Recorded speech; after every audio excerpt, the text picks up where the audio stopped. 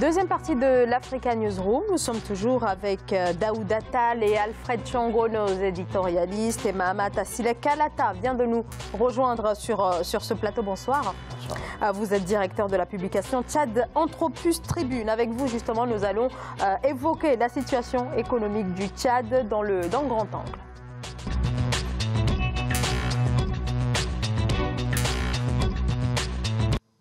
L'économie tchadienne toujours au bord de l'asphyxie. Le Tchad fait face à une grave crise économique avec des finances publiques au plus bas depuis la chute des cours du pétrole amorcée en 2014. Le pays est assisté par le FMI et depuis plus de 2 ans, le gouvernement s'est lancé dans une série d'économies drastiques, une politique d'austérité pour faire face notamment au déficit budgétaire, mais aussi répondre aux défis de la diversification, point sur lequel le Tchad reçoit l'appui de la Banque mondiale à hauteur de 40 millions de dollars débloqués au mois de mai pour soutenir notamment le secteur agricole. On fait le point sur la situation, sur l'évolution de la situation dans ce sujet d'Ange Bijou Nomenio.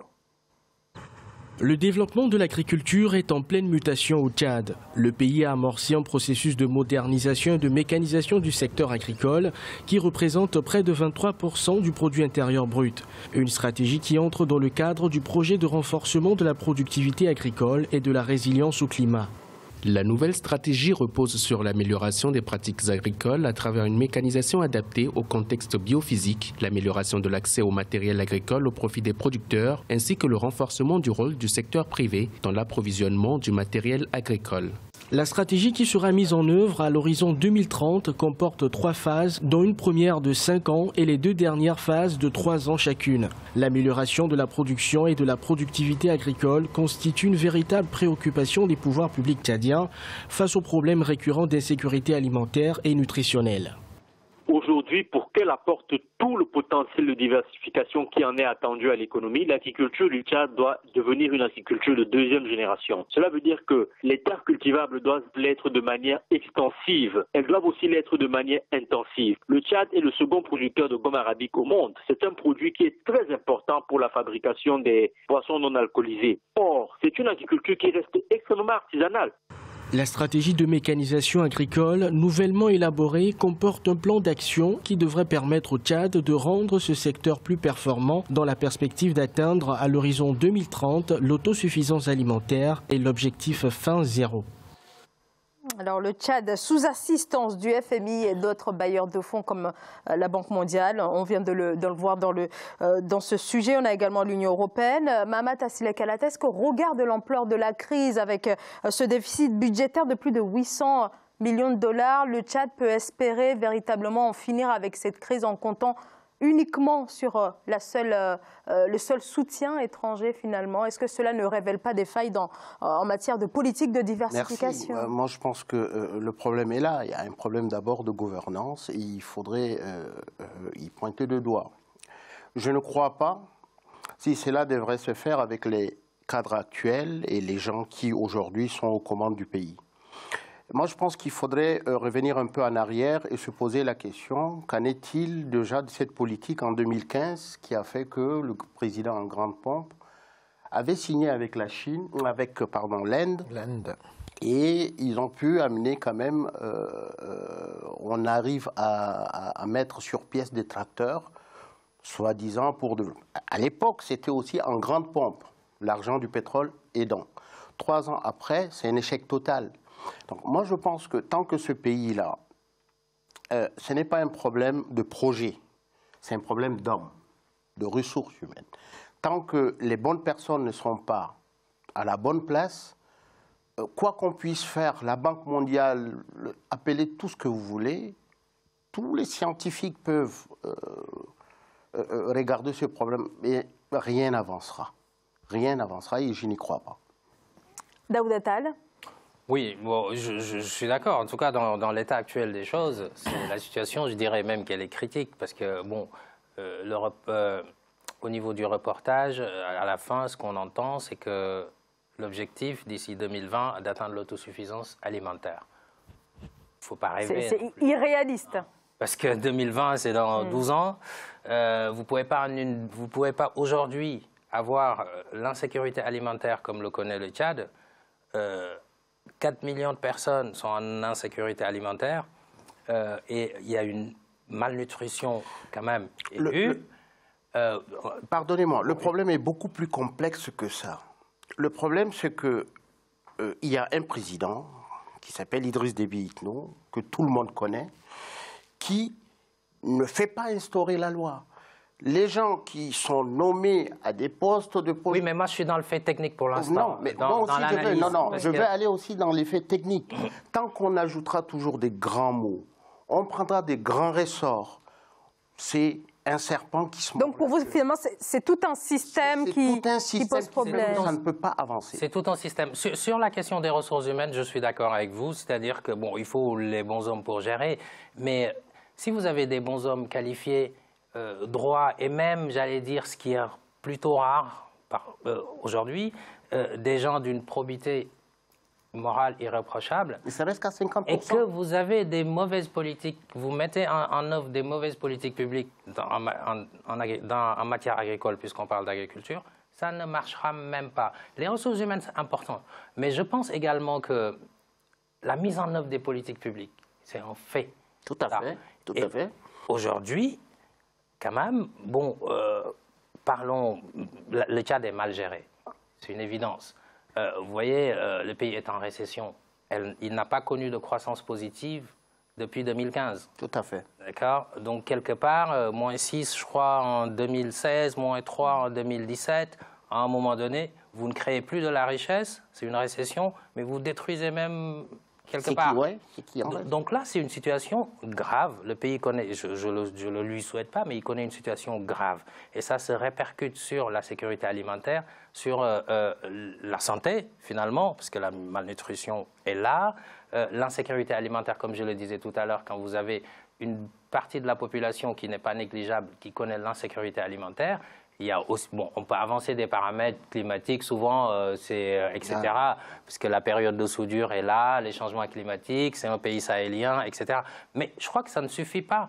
À un moment donné, quand vous gérez un pays, vous orientez les priorités là où il faut, vous gérez de manière efficace, et ce n'est pas le cas. Sinon, on n'aurait pas ces résultats économiques catastrophique. Peut-être Alfred Chango et ensuite Mamata Selekalat. Bon, allez, on va essayer un peu de sortir du pessimisme ambiant et du catastrophisme. Non, ce qu'il faut observer, Mahamat, vous avez dit, depuis 2015, il y a une politique qui a été mise en place, justement, de mécanisation de l'agriculture tchadienne. 2017, le gouvernement tchadien fait ce constat de l'échec. La FAO et d'autres structures, le PNUD, qui assistaient le Tchad, effectivement, reviennent sur cette question-là. Ce qui est intéressant, au fond, mais qui amène justement à cette nouvelle initiative qui est prise aujourd'hui, c'est que tous les acteurs ont reconnu effectivement les raisons de cet échec. C'est-à-dire, vous ne pouvez pas, vous avez dit, le personnel qualifié, il existe sauf ceux à qui, par exemple, les tracteurs étaient destinés, les paysans, qui ne savaient pas comment les utiliser, sont tombés en panne, il n'y a pas de service d'entretien après. C'est une mauvaise gestion, justement. Non, attends. Daouda, le problème, il est là. C'est-à-dire, vous ne pouvez pas lancer une telle politique en disant vers les paysans, vers les agriculteurs, etc., sans les former. On a vu la catastrophe au Zimbabwe. Aujourd'hui, le Zimbabwe, qui était le grenier de l'Afrique australe, est devenu l'un des pays les plus pauvres d'Afrique australe.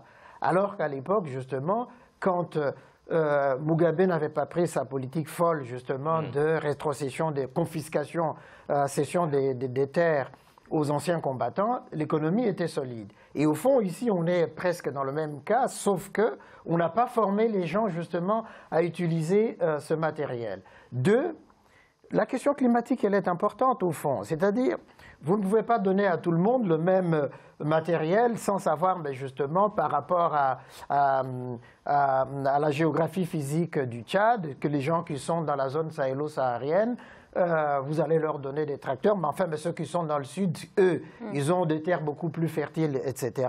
Donc, il faut, cette question de la planification aussi joue. Et la nouvelle politique qui est en train d'être mise en place aujourd'hui, justement, enfin, le plan stratégique qui vient d'être adopté, va justement corriger ces errements-là.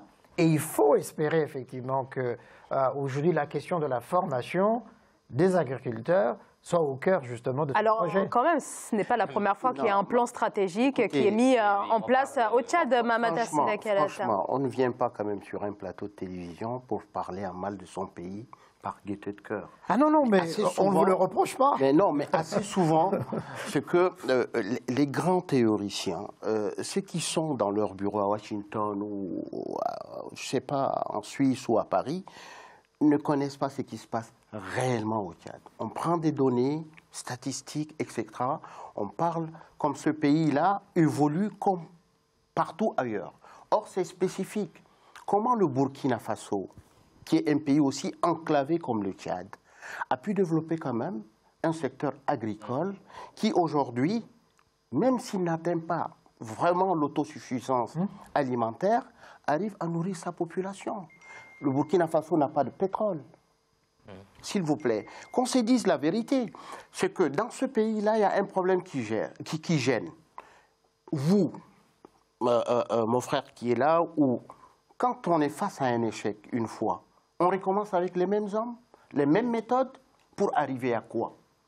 On change les hommes. Non, mais on apprend. Là aujourd'hui, la différence, c'est que la différence, c'est que je vais aller au bout de mes idées, s'il vous plaît. Oui, vous irez, mais juste une petite. Je dis, la différence aujourd'hui, c'est que ce sont les Tchadiens et la FAO. Les Tchadiens, d'abord, ont pris eux-mêmes conscience de cet échec-là, et donc ont analysé les causes et les conséquences de cet échec pour la mise en place de ce plan stratégique. Pour le Tchad, la différence est là par rapport au premier plan. Pour le Tchad, j'ai dit bien. Pour le Tchad, depuis qu'il y a eu échec et il y a eu démantèlement des ressources du pétrole, le président Déby en a fait une priorité, une façon de réorienter les gens vers l'agriculture. C'est une bonne chose, mais il faut se réveiller tôt. Vous l'avez si bien dit, on ne se lève pas un bon matin comme un messie, allez, l'agriculture, tout le monde, vous savez, tous les fonctionnaires aujourd'hui, pour faire plaisir à Déby, ont un petit jardin où pendant le week-end, chacun va faire ça. Ils ne font pas à Déby, mais c'est pour eux-mêmes quand même. Daouda Tall. Daouda Tall. Ouais, mais je pense que c'est... Bon, Alfred, je suis d'accord là-dessus, que c'est un nouveau cap, mais pour réussir ce nouveau cap, il ne faut pas répéter les mêmes erreurs. Absolument. Merci. Est-ce qu'on peut vertement parler d'un nouveau cap? Est-ce que ce n'est pas quelque peu superficiel? On a là des aides un peu ici et là, la Banque mondiale, 40 millions, mais finalement 40 millions de dollars pour construire tout un secteur. Est-ce que c'est suffisant? Monsieur Alfred et Monsieur Tall, vous y croyez? Croyez-moi, les Tchadiens. Non, mais moi, je n'y crois pas. Ah, d'accord. Okay. Alors, on va peut-être laisser poursuivre Daouda Tall. J'y crois pas, je ne veux pas être pessimiste, parce que je souhaite vivement que le Tchad sorte, bien entendu. Nous aussi, hein. Mais force est de constater que le pays ne prend pas la bonne direction. Il y a des déséquilibres très importants. Le Tchad se nourrit, la population est essentiellement employée par l'agriculture. Je ne veux pas avancer de chiffres si je ne m'abuse, peut-être même jusqu'à 75%. 60% de la population. À voir. Parfois, effectivement, les chiffres vont jusqu'à 80% de la population. Donc moi, je disais 75, je suis même gentil là-dessus. Et pour une contribution au PIB qui ne fait même pas un quart. Vous voyez ce déséquilibre-là? Donc ça veut dire que qu'est-ce qui crée la richesse? Parce que la croissance, c'est une augmentation du PIB d'une année sur l'autre. Qu'est-ce qui crée la richesse? C'est d'autres secteurs. Donc ça veut dire que les populations tchadiennes eux-mêmes ne créent pas la richesse par l'agriculture. Donc ça, c'est un vrai problème. C'est ça qu'il faut corriger. Et tant que ça, ce n'est pas corrigé, vous ne pouvez pas avoir comme ambition d'atteindre l'autosuffisance alimentaire dans une dizaine d'années. C'est là où j'ai dit, M. Tall, il est allé plus loin. M. Tall est allé plus loin dans l'analyse. Vous savez, vous parlez de PIB, vous parlez... Ça, c'est pour nous, ici. Le Tchadien ordinaire...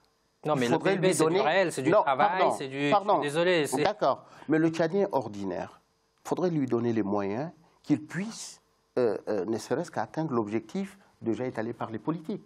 Mais si vous ne lui donnez pas les moyens, vous parlez, il faut qu'il crée des richesses à travers l'agriculture. Mais ils ne sont même pas à ce point-là. Oui. Le Tchadien, aujourd'hui, si vous êtes informé sur le Tchad, veut ne serait-ce qu'avoir une seule fois, si ce n'est pas deux fois, manger par jour. C'est pour ça que j'ai parlé de 4 millions de personnes qui sont en insécurité alimentaire. On est tout à fait d'accord sur ce diagnostic, sur ce constat, effectivement. Je pense que l'aberration de la politique de Idriss Itno Déby a été au moment où le pétrole... Oui. C'est pareil au même. Bien. C'est au moment où effectivement la manne du pétrole était là, de n'avoir pas su entamer cette diversification de l'économie, alors qu'il en parlait, mais de n'avoir pas su.